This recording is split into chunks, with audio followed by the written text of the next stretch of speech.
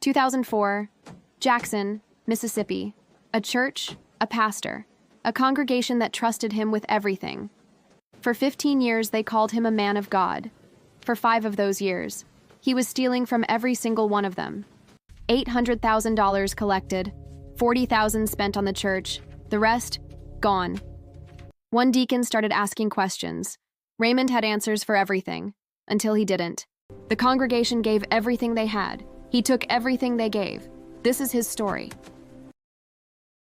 His name was Pastor Raymond, 52 years old, the leader of a mid-sized Baptist church in Jackson, Mississippi, a man who had stood at that pulpit every single Sunday for 15 years and delivered sermons about integrity, sacrifice, and the importance of trusting in something greater than yourself. He was not just a pastor, he was a community institution, the kind of person whose name carried weight in that part of Jackson, whose endorsement mattered at local events, whose presence at a gathering signaled that something was legitimate and worthy of people's time and trust.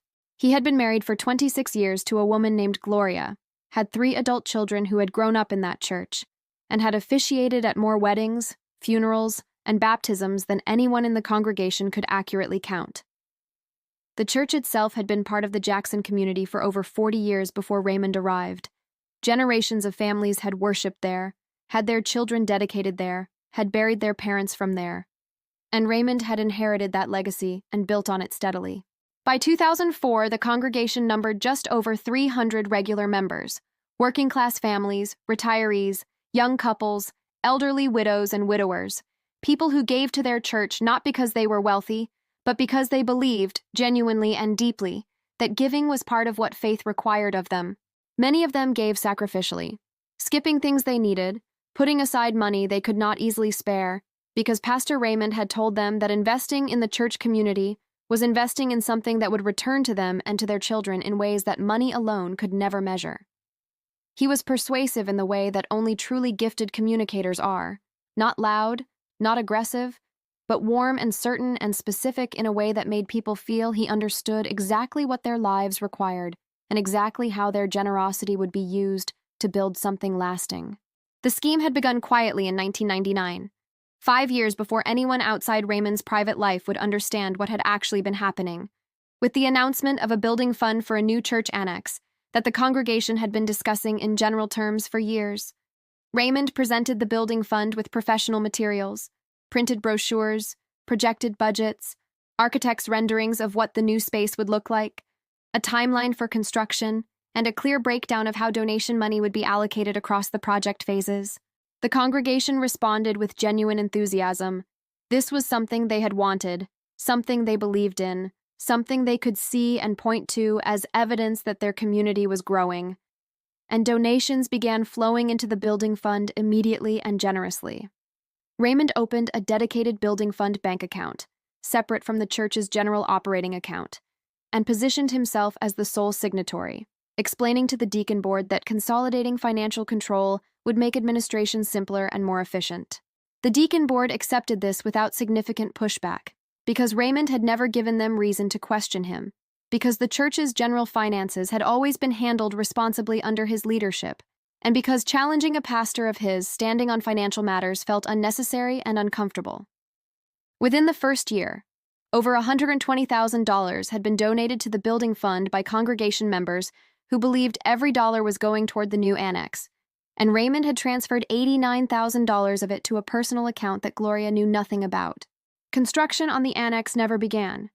Raymond cited permitting delays, then contractor issues, then revised cost estimates that required additional fundraising, and the congregation accepted each explanation because Raymond delivered them with the same calm certainty he delivered everything else. In 2001, he launched a second fundraising initiative, a community outreach program designed to support families in the surrounding neighborhood with food assistance, job training resources, and after-school programming for children. Again, the materials were professional, the projected impact was compelling, the need was genuine and visible in the community. And again, the congregation gave generously because they trusted the man presenting the vision and believed he would execute it exactly as described.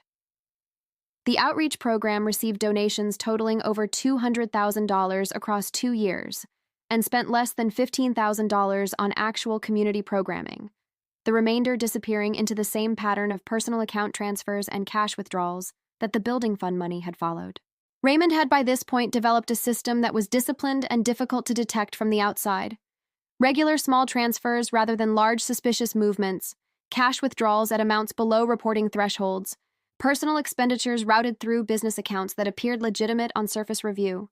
In 2002, he added a third initiative, a youth development scholarship fund, designed to provide college support for young people from the congregation and surrounding community.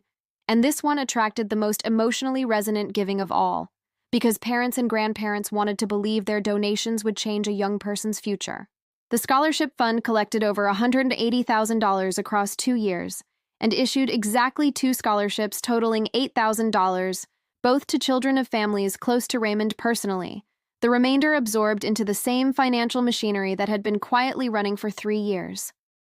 By late 2003, the total amount collected across the 3 initiatives had exceeded $800,000, and the total amount actually spent on the purposes those initiatives had described was less than $40,000, a ratio so damning that it would eventually become the central exhibit in a federal fraud prosecution. Raymond's personal life had changed significantly during this period in ways that people around him noticed but struggled to connect to anything specific. A new car every 2 years, a home renovation that neighbors estimated at well over $100,000, vacations that seemed inconsistent with a pastor's salary. He explained these things when asked. An inheritance from a relative, wise investments made years earlier, Gloria's family contributing to the home renovation, and people accepted the explanations because Raymond explaining himself calmly and specifically was Raymond doing exactly what he always did. The man who eventually unraveled everything was a deacon named Thomas, 63 years old, a retired accountant who had joined the church 12 years earlier and served on the deacon board for 8 of those years with a quiet and consistent attention to detail. Thomas had been watching the building fund situation with growing unease for over a year. The construction delays stretched credibility, the revised cost estimates never came with supporting documentation, and Raymond's responses to questions in board meetings had begun to carry a quality Thomas recognized from his professional career as evasion dressed as explanation. In early 2004, Thomas formally requested a full financial review of all 3 special initiative accounts, submitting the request in writing to Raymond and to every member of the deacon board, framing it as routine fiduciary responsibility rather than accusation. Raymond stalled for 6 weeks, citing the demands of his pastoral schedule, the complexity of the records, the need to consult with the church's accountant, and then produced a set of documents that Thomas, with 30 years of accounting experience behind him, recognized immediately as incomplete and internally inconsistent. Thomas took those documents to an attorney without telling anyone else at the church, and the attorney referred him to a forensic accounting firm that specialized in nonprofit and religious organization financial fraud, and the forensic accountants began their work within days. What they found over the following 8 weeks was a complete and detailed picture of 5 years of systematic fraud. Bank records, transfer histories, cash withdrawal patterns, personal account deposits, all of it documented, time-stamped, and traceable directly to Raymond. The forensic accountants presented their findings to Thomas and his attorney in a meeting that Thomas later described as one of the most difficult hours of his life, because seeing it all laid out in numbers and dates made the betrayal not just real, but precise and irrefutable. Thomas contacted the FBI's Financial Crimes Division the following morning, submitting the forensic accounting report, the original church financial documents, and a written timeline of every request for information he had made and every response Raymond had given. Federal investigators moved quickly, issuing subpoenas for Raymond's personal bank records, his business accounts, his real estate holdings, and his communications across the 5-year period under investigation.